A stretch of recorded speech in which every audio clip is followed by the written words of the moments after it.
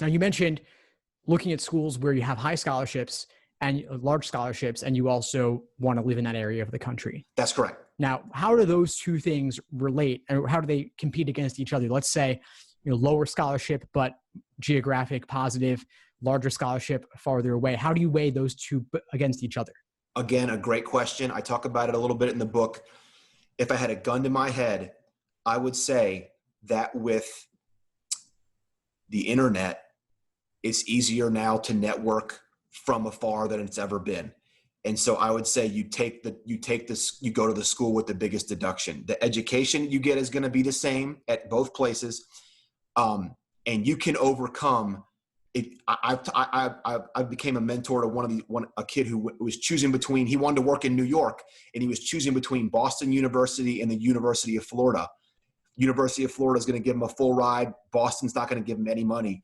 I was like, that's an easy decision, man. You go where you get the full ride, and I can work with you. And I do work with these kids, with these students, how you can network from afar. It's a lot easier to network from afar and make up that gap than it would be to take out loans. There's just no point with the resources that are out there, Steve, with guys like you who are helping people on the LSAT, and with the fact that law schools don't care about how many times you took the LSAT or what your first or second test score was.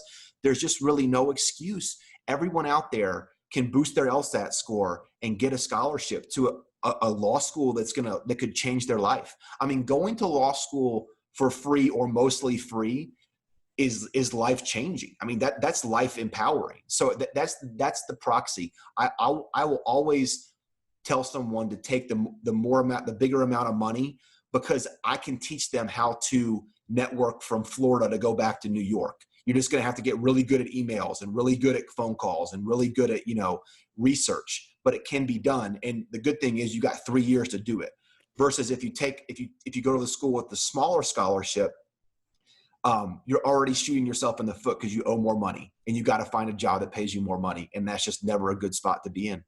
Yeah, the scholarship, the reduced debt really helps you keep your options open. And as you said, LSAT score is probably the biggest factor in getting scholarship money. If your numbers on the LSAT are above that school's medians, then they want to take you because that'll help them raise their own status in the rankings.